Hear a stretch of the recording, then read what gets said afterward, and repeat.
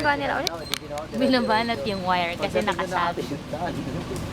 Sayang, di ko nakuhanan yung iniikot pa. Yan, iikot din pa ulit. Ikutin pa ulit. Tapos ay buti dumating. Yan, pinapasok na nila yung wire. Alis na kami, Bran.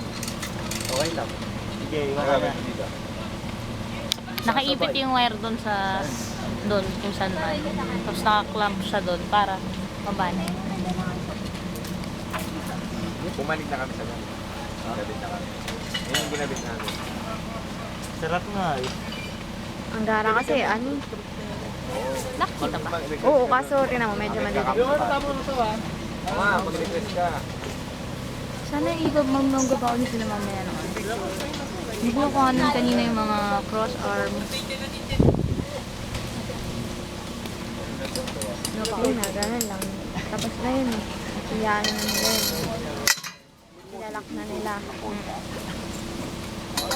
Talaga ng kuwan. Diyan, hatak na.